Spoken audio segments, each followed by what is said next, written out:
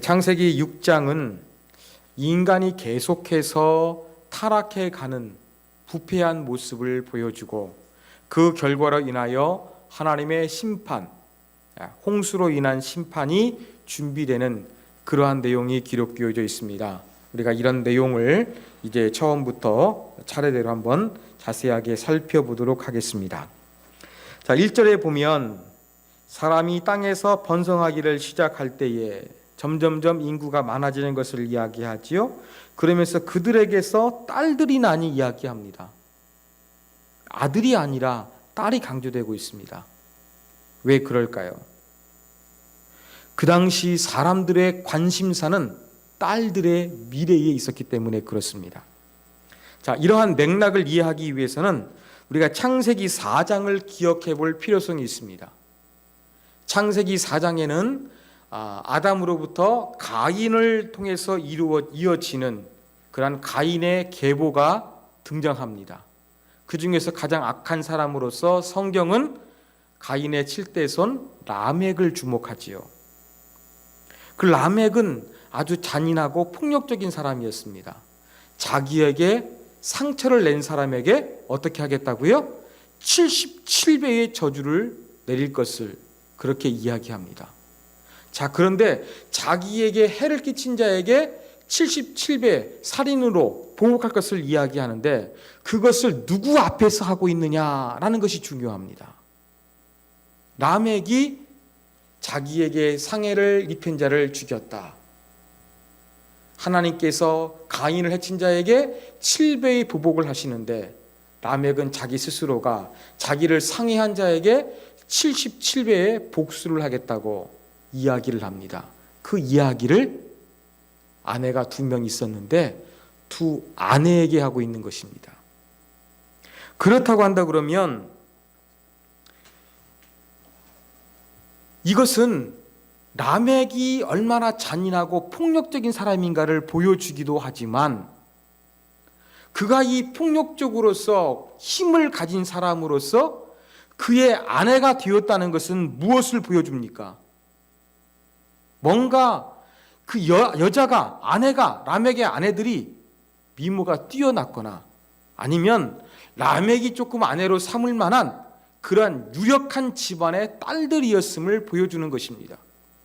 그러면서 이렇게 결혼 관계를 유지하고 있는 부인이지만 얼마든지 자신의 힘으로 나는 이렇게 생명을 죽일 수도 있는 사람이다 라는 그 잔인함과 폭력성을 주었다는 것이죠.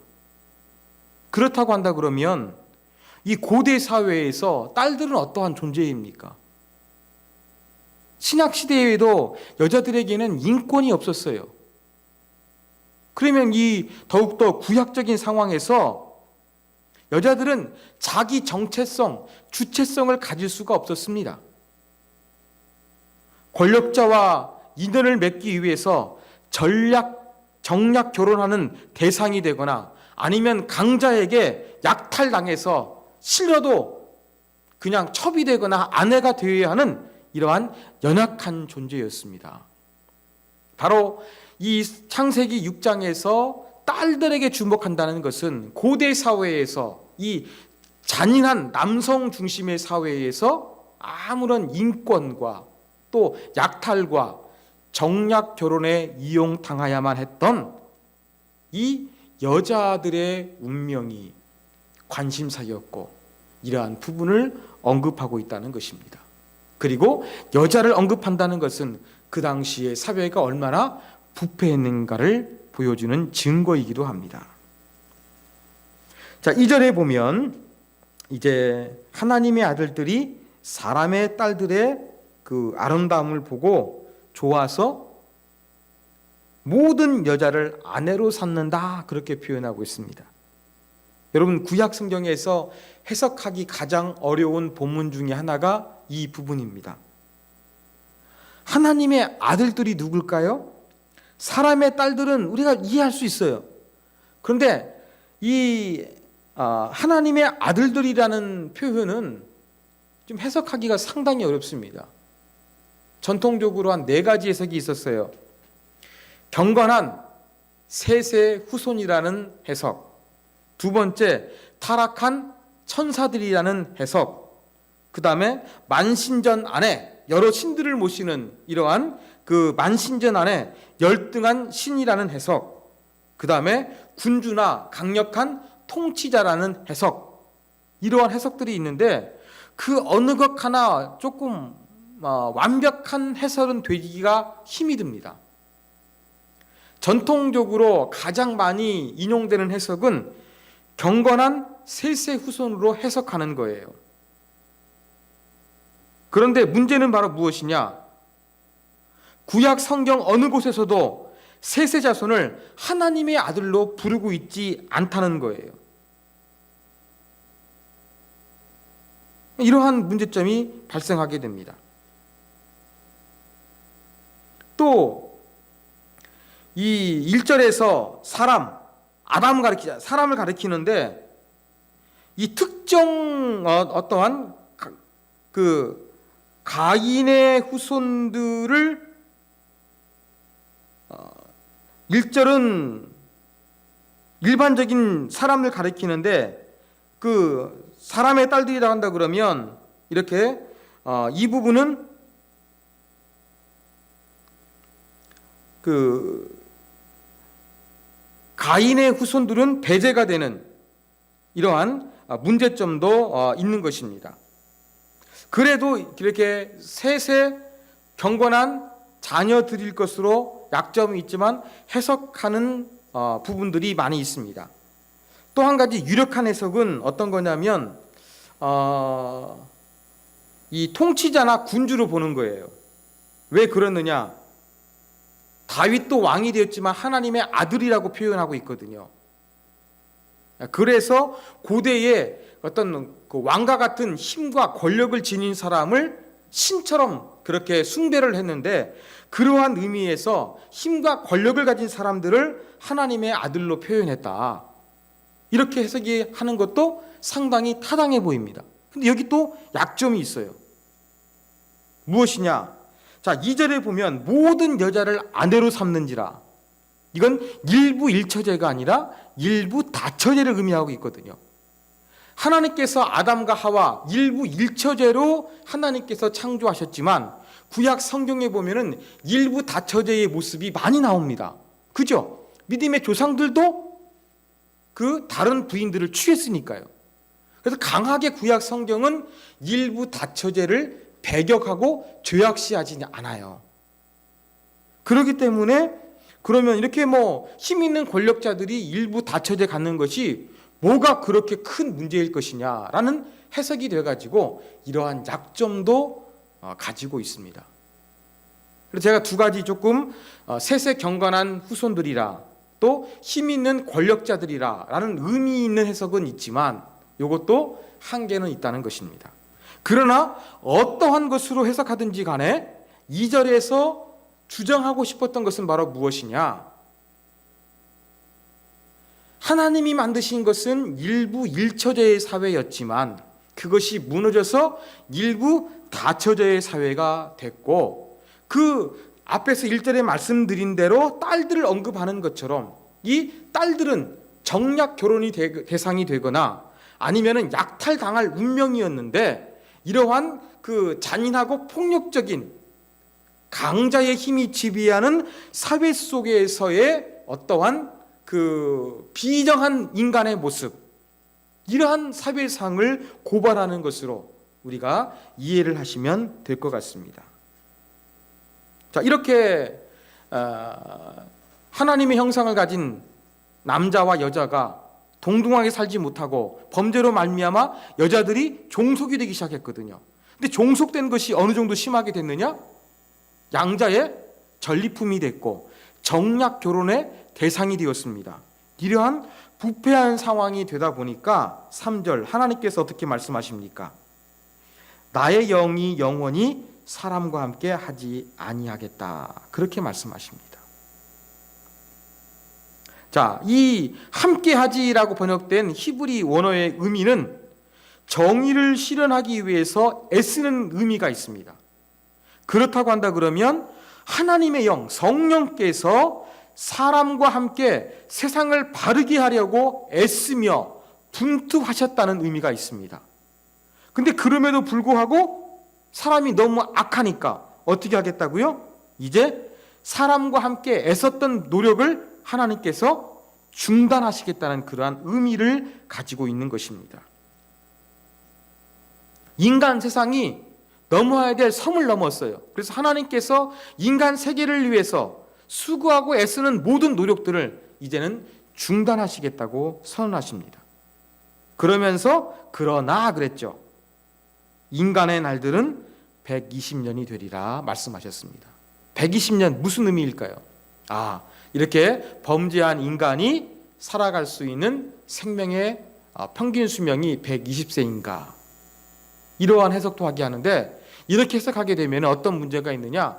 120세 이상 살았던 사람들에 대해서는 설명을 못해요. 왜? 하나님의 말씀이 틀리게 되니까. 그래서 이 부분은 어떠한 의미로 해석하는 게 좋느냐? 하나님께서 이제 인간의 그 타락한 사회를 더 이상 보지 못하겠다고 선언하셨어요. 중단하시겠다고 말씀하셨죠. 그러나 내가 120년 동안 유예 기간을 줄 것이다. 그렇게 해석한 것입니다.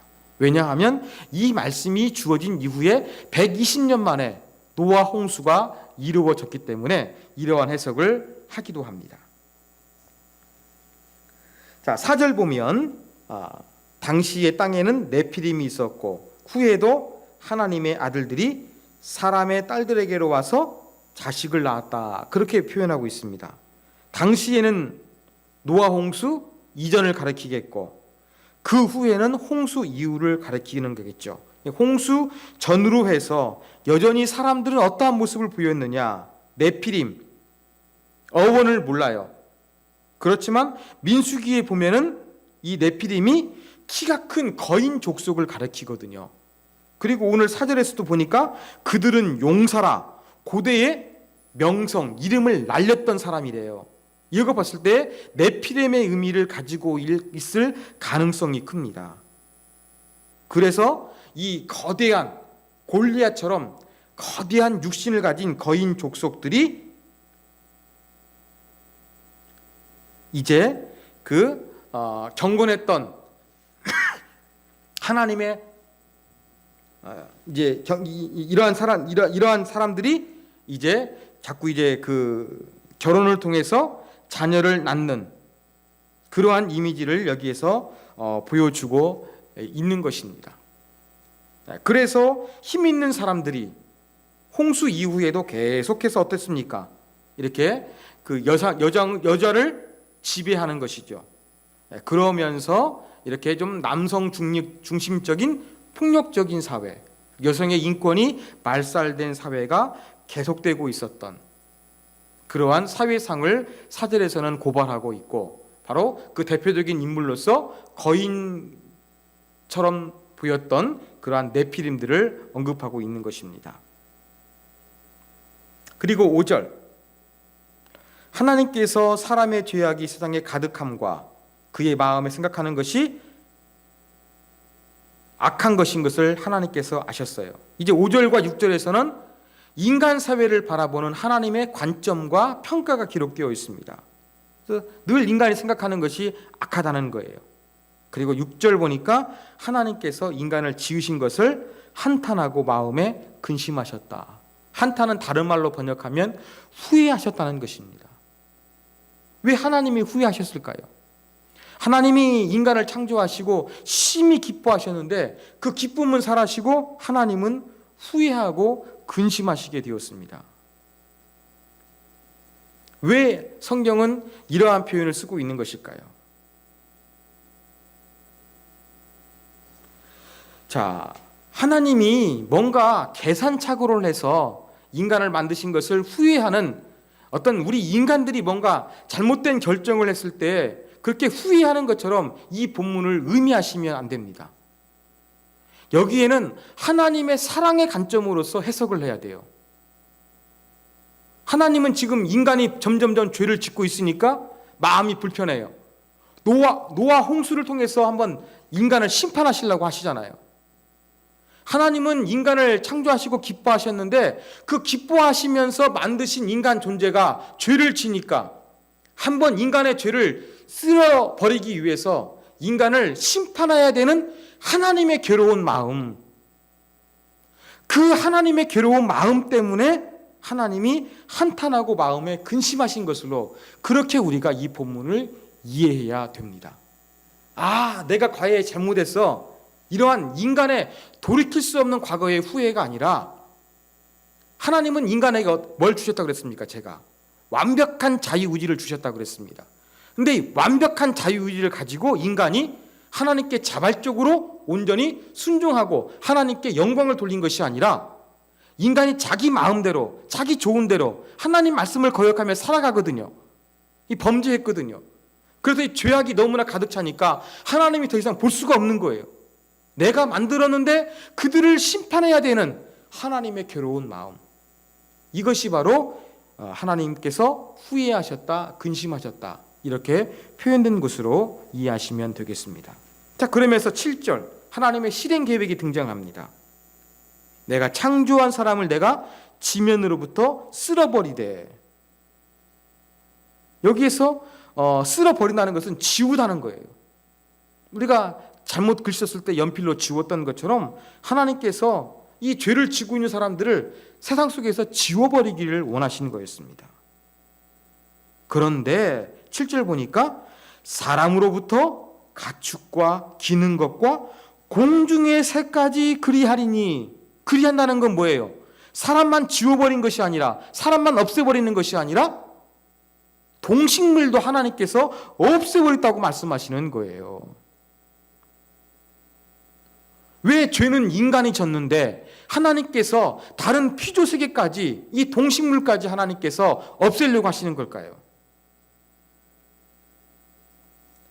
하나님을 대신하는 인간 대리인이 이 자연세계를 잘못 지배하면 모든 피조물이 고통당하고 있는 것이 성경의 가르침입니다. 노마서에도 이게 나옵니다. 그뿐만이 아니라 또 한 가지는 바로 무엇이냐면 인간의 폭력적인 그 구조를 바치고 있는 것, 사람이 뭔가를 많이 가졌기 때문에 또 빼앗기 위해서 싸우지 않습니까? 그래서 인간의 폭력적인 지배를 떠받치고 있는 이 물리적인 근거, 피조 세계를 하나님께서 한번 쓸어버리시겠다, 그렇게 하나님께서 계획을 세우시게 된 것입니다. 자, 드디어 하나님께서 고민하셨고 인간을 한번 쓸어버리시기로 작정하셨습니다. 그러나 8절 보니까 인간에게 절망만 있는 것이 아니죠. 노아는 하나님께 은혜를 입었더라. 심판 가운데도 여전히 인간을 사랑하시는 존재가 있고 하나님의 사랑을 받아 생존할 수 있는 그러한 사람이 있을 가능성을 노아라는 것을 이제 8절에서 내비치기 시작합니다. 자, 그리고 이제 9절에서 노아의 계보라고 이야기하면서 이제 이야기합니다.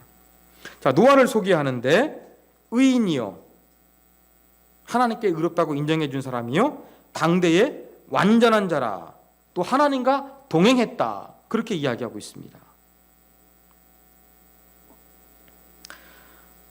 완전하다는 그러한 단어는요, 흠 없다는 거예요. 노아는 하나님 보시기에 별로 큰 어떤 게 좀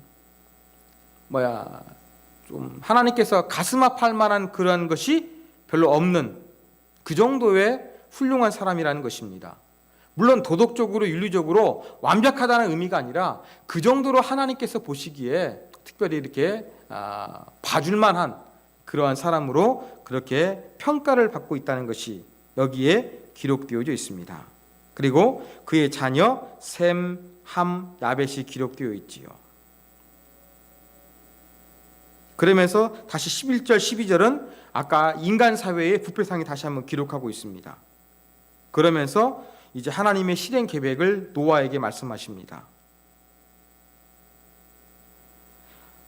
모든 혈육 있는 자의 포악함이 땅에 가득함으로 내가 그들을 땀과 함께 멸하리라.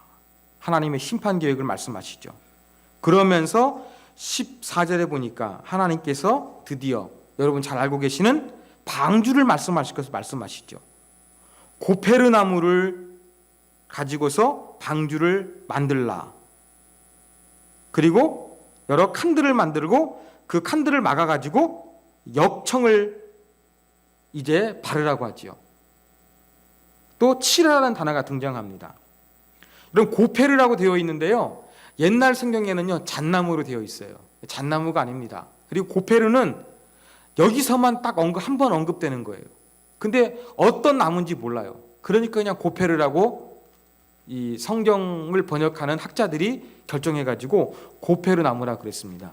근데 재미있는 것은요, 우리가 이렇게 초성을 가지고 하잖아요. 고페르, 기역, 피읍, 니을. 이 초성을 가지고서 우리가 이렇게 워드 플레이 하는 것처럼 언어 말장난 하는 것처럼 14절에 그렇게 되어 있습니다.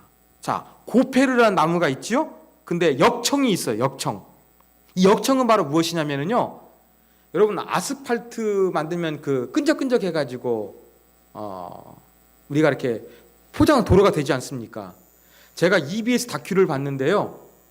지금도 역청을 바르는데 그 중동 지역에서는 뭐가 나오냐면은 석유가 나와요. 그러니까 그 석유 찌꺼기에서 나온 역청을 가지고서 하면은 방수가 끝내줍니다. 제가 EBS 그걸 봤어요. 바로 이 역청을 바로 그런 방수제로서 발랐다는 것입니다. 또 중동 지역은 석유가 많이 나오니까 아주 기원성이 높습니다. 근데 역청이 바로 뭐냐면 히브리어로 코페르예요. 그리고 칠하라라는 단어가 있는데 이게 카파르예요. 그러니까 한국말로 하면은 키역, 피읍, 니글 이 초성으로 되는 단어가 고페르, 역청, 칠하라 같은 말이 반복되고 있는 언어 유희가 여기에서 사용되고 있다는 것입니다. 성경은 문학적으로도 뛰어난 작품입니다. 자, 그런데 중요한 것은 그 역청을 안팎에 칠하라 그랬잖아요. 근데 이 카파르라는 칠하라는 단어는 레위기에서는 어떤 의미로 쓰이냐면요, 속죄하다라는 그러한 의미로 쓰이고 있습니다. 똑같은 단어가. 그러면 방주를 만드는 것은 바로 무엇이었느냐? 생명을 보존하는 그 방주는 바로 인간의 죄를 씻는 성전의 역할과 했다는 것을 나타내고 있습니다. 자, 15절에 보면 이제 노아가 만들어야 되는 이 방주의 모습과 크기가 기록되어 있습니다. 규빗이라 그러니까 우리가 잘 이해가 안 되는데 규빗은 송에서 팔꿈치까지의 길이 정도 됩니다. 계산해 보면요, 노아 방지의 길이는 길이가 135m. 여러분 어렸을 때 학교 학창 시절에 100m 달리기 했던 것보다 더 깁니다. 그 다음에 폭이 22m, 높이가 13m 정도 됩니다. 고대 페니키아인들 그리고 홍해를 주름잡았던 고대 이집트인들의 가장 큰 배가 어느 정도였느냐? 35m, 높이가 4.5예요. 그것보다 4배 이상 커요. 그러면 그 당시에는요, 도저히 상상을 초월한 크기의 큰 배를 하나님께서 만들으라고 노아에게 말씀하신 거였어요. 여기에다가 이제 하나님께서 말씀하신 대로 이 생명을 보존하기 위해서 이제 가축, 동물들, 기는 거, 나는 것, 이런 것들 다 실어야 되지 않겠습니까? 어떤 사람은 계산해 보니까 생존하는 생물체 17,600여 종을 실어도 노아의 방주가 하도 커가지고 3분의 1이 남는다. 그렇게 계산한 사람도 있어요. 믿거나 말거나 합니다. 그렇지만 동물이 이동도 해야 되고 또 비가 한참 내리지 않습니까? 그러다 보면은 먹을 것도 하는 창고도 필요하고 그러다 보면은 제법 많은 공간이 아마 필요했을 것 같습니다. 하여간 엄청난 크기의 당시에 존재하지 않았던 상상을 초월한 크기의 배를 하나님께서 만들라고 하셨고 또 네모났습니다. 배가. 그리고 창문이 있는데 1층, 2층, 3층으로 됐어요. 성전도 3단계가 되어 있는데 성소의 의미가 좀 비슷하다고 성경학자들은 해석하기도 합니다. 그리고 창문이 맨 위층에 하늘에 닿아 있었어요. 그 뱃속에서는 무엇만 바라봐야 됐느냐? 저 맨 꼭대기 위에 있는 창문만 바라보는 거예요. 이게 어떤 의미입니까? 노를 저어가는 것이 아니라 오직 하늘의 하나님만 바라보며 하나님을 바라보면서 배의 운명을 맡겨야만 했습니다. 어떠한 그러한 신학적인 의미에서 하나님께서 창문을 배의 맨 위쪽에 내라고 하시지 않았을까, 그렇게 우리가 해석할 수가 있습니다. 그러면서 18절, 하나님께서 노아와 언약, 약속을 세우시죠. 내 가족들을 구원해라. 그리고 암수 한 쌍씩 이 동물들을 생명을 보존하라, 그렇게 이야기합니다. 그러니까 지금 이제 그러면 동물을 보존할 때 어떻게 하느냐? 아담과 하와가 동식물 도감 보고 다니면서 동물 도감이 있었겠습니까? 백과사전이 다 찾아냈을까요? 아니에요. 20절 보십시오. 각기 둘씩 4개로 나오리니. 동물을 오게 하는 것은 하나님께서 뭐 특별한 방법을 통해서 뭔가 지진이 날라 그러면은 짐승들이 더 먼저 안다고 하면서요. 아마 그러한 방법들을 통해서 하나님께서 이렇게 동물들이 몰려올 수 있도록 하시지 않았을까, 그렇게 한번 추정해 봅니다. 그래서 생명을 보존하게 하셨습니다. 그리고 배에서 먹을 양식을 준비하라는 것들을 하나님께서 말씀하여 주셨죠. 그리고 22절, 노아가 이러한 하나님의 명령 가운데 어떻게 했다고요? 다 준행하니라 이야기합니다. 하나님 말씀을 성실하게 실행했다는 거예요.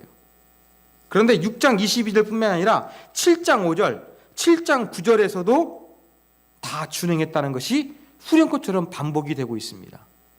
노아가 정말로 최선을 다해서 방주를 만들었을 것을 보여줍니다. 여러분 한번 상상해 보십시오. 노아가 홍수 나기 전에 직업이 무엇이었을까요?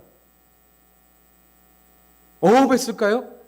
그래서 배를 만드는 조선업의 전문가가 되었을까요? 그럴 개연성은 많지는 않아 보여요. 그러면 배에 대해서 전문 지식이 없는 사람이 그 당시에 존재하지도 않았던 어마어마한 크기의 배를 만든다는 거, 이게 쉬운 일이 아닐 것입니다. 그 하나님께서 크기 같은 거 가르쳐 주셨어요. 그걸 재는 것도, 크기 재는 것도 얼마나 힘들었겠습니까? 다 막 역청으로 바르고 크기 계산해야 되는 거예요. 그럼 크기도 아무렇게 하면 될까요? 기계적으로 그냥 135m니까 10m씩 만들면 될까요? 아니죠. 코끼리가 들어가고 기린도 들어가고 뭐 하마도 들어가려고 그러면 동물 사이즈에 맞게 크기도 전부 다 달라야 되는 거예요. 그러면 노아가 신경 쓸 게 많은 거예요. 그 동물들끼리도 어떻게 있습니까? 옆에 놔두면 싸우는 짐승도 있잖아요. 그러면 동물들끼리 좋아하는 거하고 서로 놔두면 싸우는 게 있으니까 이 동물들의 관계들을 생각하면서 자리 배치를 해야 됩니다. 거기에 따라 크기도 달라져야 됩니다. 또 짐승마다 뭐 합니까? 그 비가 내리는 동안에 먹을 게 필요하잖아요. 다 똑같습니까? 뭐 토끼가 당근 좋아하는 것처럼 알고 있는데 모든 짐승들이 다 당근만 먹으면 살까요? 아니잖아요. 육식동물도 있잖아요. 그러면 그 모든 동물들이 먹는 것들을 다 조사해가지고 준비해야 한다는 것은 IQ가 안 좋으면 힘들어요. 그리고 성실하지 않으면 정말로 신경을 많이 써가지고 준비하기가 쉽지 않았을 거예요. 그런데 성경 어떻게 얘기합니까? 노아가 다 준행하였더라.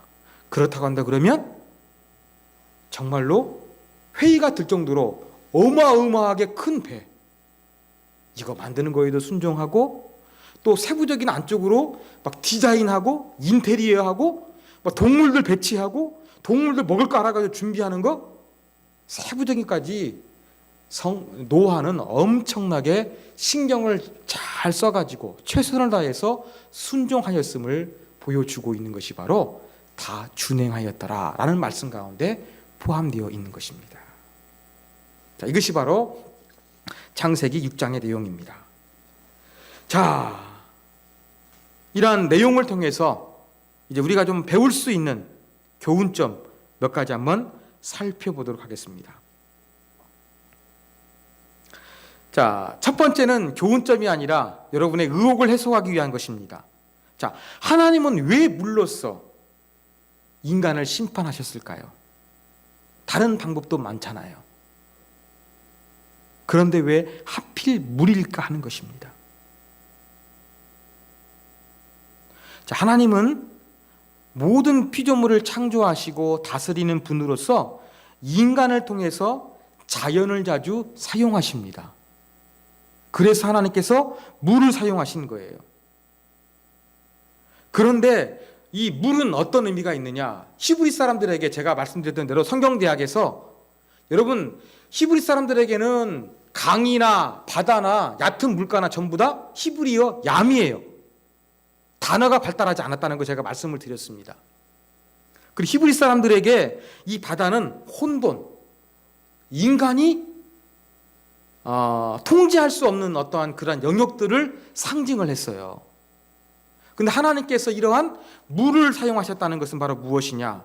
하나님께서 모든 피조물, 히브리 사람들이 조금 무서워했던 혼돈과 통제할 수 없는 것을 상징했던 바다까지도 하나님께서 다스리시고 사용하시고 하나님의 통제권 아래에 있다는 것을 보여주시는 행위라고 볼 수 있는 것입니다.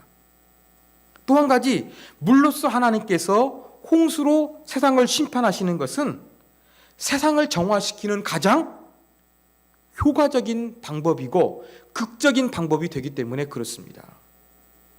여러분 성경에서도 보면은 어떤 표현이 있느냐? 하나님께서 물로 정결케 하시는 그러한 부분이 있어요. 신약 성경의 세례도 어떻습니까? 죄를 씻어낸다는 그런 의미가 있지 않습니까? 강물의 침례, 원래는 침례죠. 물속에 들어가서 죄를 씻어낸다는 그런 의미가 있는 거예요. 이게 성경의 이미지거든요. 이게 물로 우리가 더러운 거, 여름에 땀 흘릴 때 씻어내는 것처럼 하나님께서 이 세상에 죄악으로 가득 찬 세상을 한번 정화시키는 가장 좋은 이미지가 바로 무엇이었느냐? 물로 심판하는 거였어요. 그런데 심판을 그냥 조그마한 물로 할 수 없지 않습니까? 그러니까 상상을 초월한 이 물바다를 만드는 홍수 심판을 통해서 인간을 깨끗하게, 인간이 살았던 피조 세계를 하나님께서 제거하셨던 것이 바로 물로서 심판하신 이유다. 이렇게 한번 우리가 정리해 볼 수가 있겠습니다. 자, 두 번째는 적용입니다. 자, 노아가 살았던 삶을 우리가 본받아야 되겠습니다. 9절에 보면 노아는 의인이라 그랬어요. 당대의 완전한 자, 원어의 의미로 흠이 없는 자라 그랬어요. 여러분 기준이 무엇일까요? 하나님이 어떤 기준에서 노아를 흠이 없고 의인이라고 말씀하셨을까요? 도덕적으로 윤리적으로 완전한 사람? 아닙니다. 이 이야기를 풀 수 있는 것은 바로 아브라함의 이야기예요. 하나님께서 아브라함을 의로 여기세요. 의롭다고 인정해 주셨어요. 무엇 때문에 그랬느냐? 하나님의 약속하신 말씀을 믿었을 때에 하나님께서 아브라함을 의인으로 인정해 주신 거예요. 그러면 노아도 의인으로 지칭받은 것은 바로 무엇이냐면요, 하나님의 약속을 믿었기 때문에 그런 거예요. 제가 말씀드린 대로 사람들은 딸들의 미래에 대해서 걱정했어요. 폭력적인 세상, 내 딸이 납치를 당하고 보쌈을 당하고 또 정략 결혼의 대상이 될 수밖에 없는 그러한 폭력적인 세상에서 딸들의 미래를 걱정합니다. 이러한 세대의 사람들은 자기 힘을 자랑하며 살았지만 노아는 어땠느냐? 하나님의 말씀을 신뢰하고 따랐던 것입니다. 이게 바로 노아의 의로운 모습이라는 겁니다. 쉽게 말해서 하나님 명령에 순종하고 하나님께 잘 예비하면서 이웃과 좋은 관계를 맺으면서 살았던 삶이 바로 누구냐? 노아의 삶이라는 거예요. 여러분, 하나님이 원하시는 것은 우리에게 어떠한 영웅적인 것, 어떠한 텔레비전과 기사거리가 될 만한 위대한 일을 행하시는 게 아니에요. 하나님과 동행했던 그러한 그 에녹처럼 일상 속에서 매일매일 하나님과 함께 걸어가는 것, 하나님과 함께 하는 것, 하나님의 뜻을 순종하며 살아가는 것, 하나님이 원하시는 게 그거라는 것입니다. 저는 그리고 노아의 삶 가운데 재미난 걸 발견했습니다. 9절 보십시오. 이것은 노아의 톨레로트, 족본이라 그랬어요.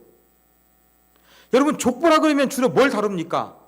낳고 이걸 다루죠. 물론 10절에서도 낳은 자녀를 이야기하고 있어요. 근데 노아의 족보에는 뭐가 들었습니까? 노아는 의인이요 완전한 자며 하나님과 동행했다는 평가가 있는 거예요. 여러분, 어떠한 생물학적인 흔적만 기록되어 있는 그러한 족보가 아니라 노아의 족보는 하나님의 인정받는 흔적이 있는 그러한 족보를 남겼습니다. 바로 우리가 이러한 노아 같은 삶을 살아야 되겠습니다. 여러분, 생물학적으로 내가 누구와 결혼했고 누구를 낳았는가가 아니라 내 족보 가운데도 하나님과 동행하고 하나님의 뜻에 순종했어. 매일매일 일상의 평범한 삶이 하나님과 함께 걸어가는 삶이 되었다는 것을 하나님이 인정해 줄 수 있는 이러한 삶, 어떠한 영웅적인 삶이 아니라 평범한 삶이지만 하나님의 뜻 가운데 순종하는 삶을 살았던 노아의 모습, 우리의 모습이 되기를 우리가 기대하고, 나만의 족보, 노아와 같이 생물학적인 정보가 아니라 이렇게 흠없다, 하나님과 동행했다, 의인이다는 하나님의 거룩한 평가가 깃든 이러한 족보를 만드는 삶을 우리가 살아야겠습니다. 자, 마지막 세 번째 교훈입니다.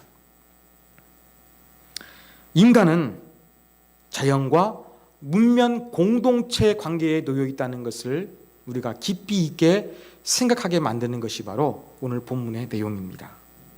자, 지금까지 우리가 창세기를 공부하고 있는데 하나님은 완벽한 자유의지를 가진 인간을 창조하셨다 그랬어요. 하나님이 심히 기뻐하셨다 그랬어요. 근데 그 자유의지를 가진 인간이 어떻게 합니까? 자유의지를 가지고서 지 마음대로 살아갑니다.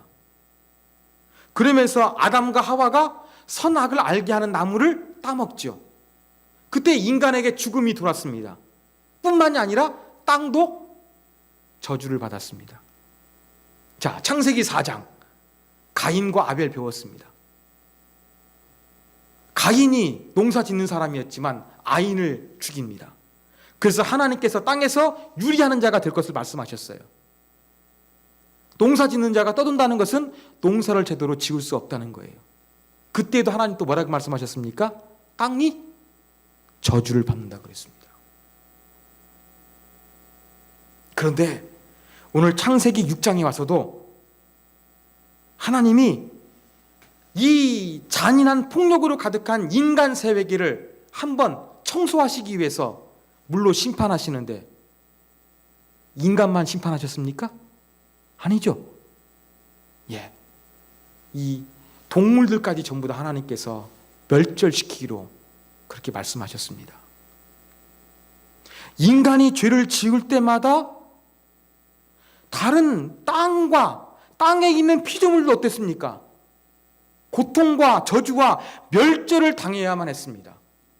이렇게 하나님 만드신 피조 세계에는 인간을 중심으로 해서 인간과 하나님 만드신 피조 세계가 뗄래야 뗄 수 없는 이 운명 공동체적인 관계를 맺고 있다는 것을 우리가 기억해야 되겠습니다.